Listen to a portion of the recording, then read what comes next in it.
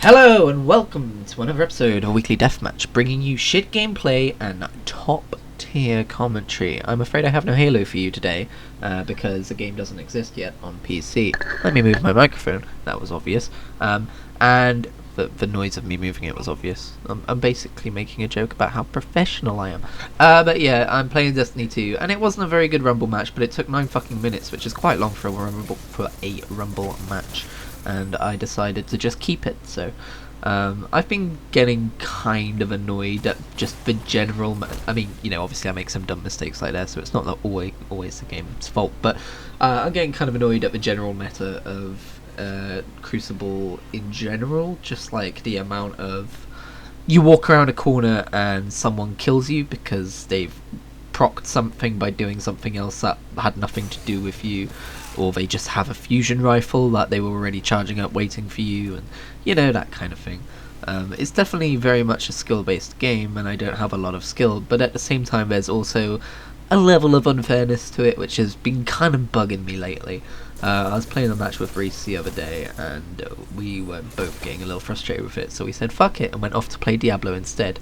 So that's why today's video is Destiny 2, because I hate myself. Whinging aside, today I'm going to talk about Pokémon Sword and Shield, like I said I might do last week, because I just finished Pokémon Sword, and I put out a tweet a couple of days ago saying I'd beaten the game, meaning I'd done the gym challenge, but there's actually some story after the gym challenge. They put the credits out there, which makes you think, oh okay, story's over.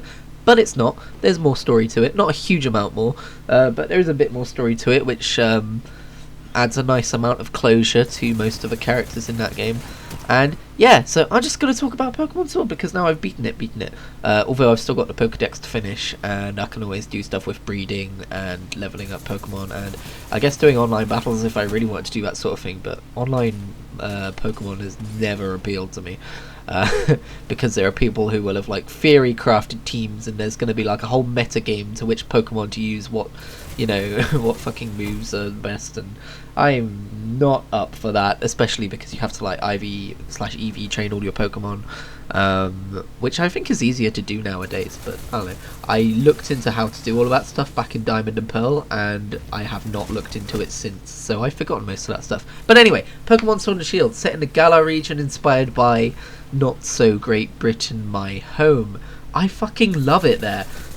They paid homage to England in some really fun and quirky ways, mostly in some of the Galar region Pokemon, like how Farfetch'd has his its Galar version, and it can evolve into its Sirfetch'd, which, by the way, I do hate the evolution line for that, because you have to fucking land 3 critical hits in one battle to evolve him, and it's like, I'm probably going to have to like use dire hits or something, but I cannot. I've got mine to like level 50 and I haven't done it yet, so I've been trying. Anyway, that aside, this is why when I do reviews they're written, because my brain goes off in all sorts of crazy ways, all sorts of crazy directions and locations. But yeah, the most common thing I've seen online is that Hop is really fucking annoying because he talks to you every 5 seconds.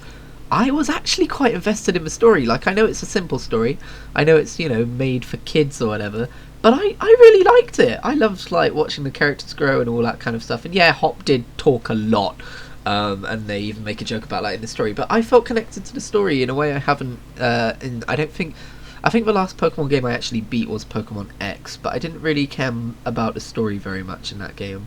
I think I cared about the story in Diamond and Pearl, which would have been the previous one I completed.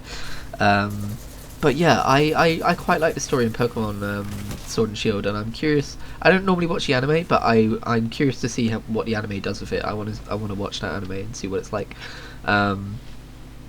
The wild area has been touted among reviewers as something really good, but I mostly skipped it because I don't get it. Like, I was coming across Pokemon which I didn't have the ability to catch because they were too high level for me, and I couldn't run away, so they just kept killing my Pokemon before I could run away and that kind of thing.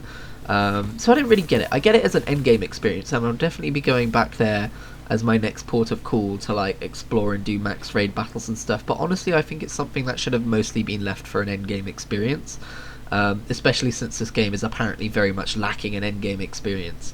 So the wild area didn't do much for me. If it was like every route, instead of, they replaced the route system with a wild area system, and they more properly tuned that for your level and just made it more of an open world game. I'd be down for that, but this is kind of a weird halfway point. It didn't really work for me, and I've not really seen that opinion anywhere else, but that's definitely how I feel personally.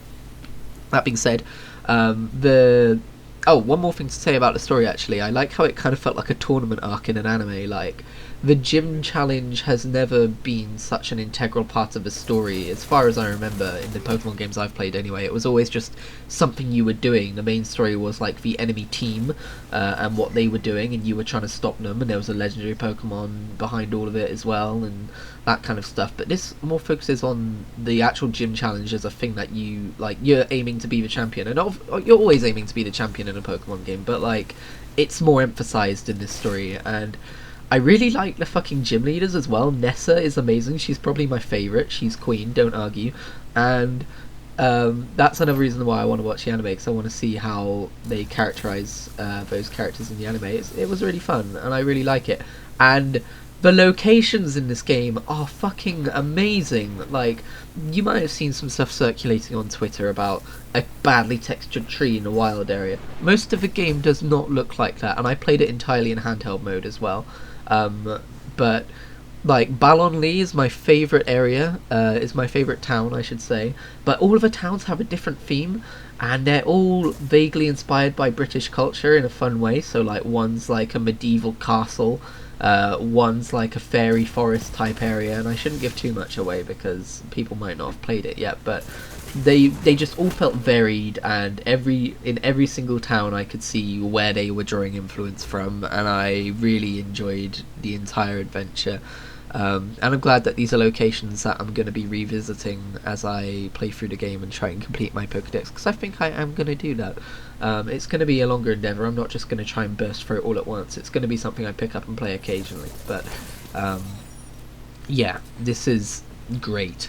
Also, the Pokemon themselves, not just the Galar region versions of Pokemon, but the original Pokemon, are some of my favourite designs I've seen in a Pokemon game for years. Like, I've like made fun of other Pokemon in the past, in other in Gen 5, 6, 7, all that kind of stuff, of saying that they were like running out of ideas because this one's just literally a bag of rubbish and all that kind of stuff. Maybe I had the wrong perspective on that at the time. I was being a bit cynical, because that is kind of a fun design now that I think about it.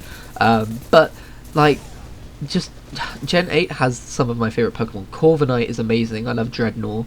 I love what my Grookey turned into. Like, I loved his first form, and I loved his final form. Not a fan of his middle evolution, but I'm really glad it worked out in the end. As well as Sobble's final form. I have seen Scorbunny's final form. That one's pretty cool too. Hang on. Thought I heard something, but guess it was nothing. If Skyrim's taught me anything, saying that phrase means I'm about to get cleaved in the back of the head. But yeah, overall thoughts, Pokemon Sword and Shield is probably my favourite original entry into the series so far. That's a weird thing to say, given all the fucking controversy around it with like hashtag Dexit and all that shit. But no, personally, it's the best Pokemon experience I've had in years.